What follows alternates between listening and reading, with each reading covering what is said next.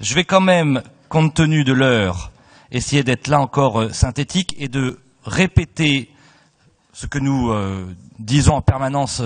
et en commission permanente et lors des commissions thématiques, et nous ne sommes pas les seuls, puisque sur tous les bancs de cette Assemblée et dans l'ensemble de nos territoires, les élus réclament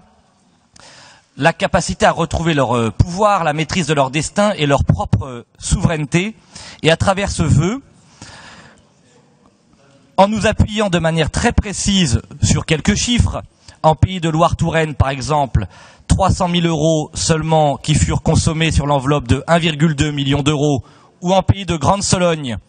47 000 € seulement de consommés sur 440 000 € disponibles sur le dispositif Idées en campagne. Aujourd'hui, dans la plupart des pays de notre région, le dispositif Idées en campagne, qui relève de thématiques parfois certes intéressantes, apparaît comme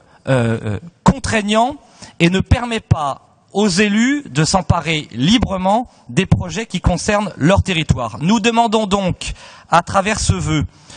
que nous redonnions la liberté aux présidents de pays de choisir en connaissance de cause, avec leur expérience de terrain, les projets qui pourront bénéficier des aides d'idées en campagne. En un mot, nous demandons, à travers ce vœu, à ce que le politique reprenne le pouvoir,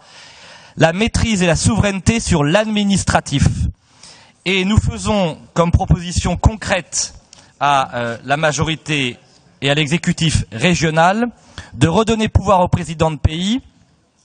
pour l'attribution de ces aides, y compris sur la question que vous évoquiez, que nous évoquions ce matin tous ensemble, des aides aux sinistrés pour les inondations, que nous nous engagions à donner une réponse administrative justifiée, détaillée et de qualité dans un délai non pas de 3 mois comme aujourd'hui, mais d'1 mois compte tenu de l'urgence économique, et que nous puissions renégocier à mi-parcours entre la région d'une part et les pays d'autre part tous les projets à soutenir dans le cadre d'idées en campagne, si certains ont été entre-temps abandonnés et ont par conséquent libéré des fonds. En un mot, c'est un vœu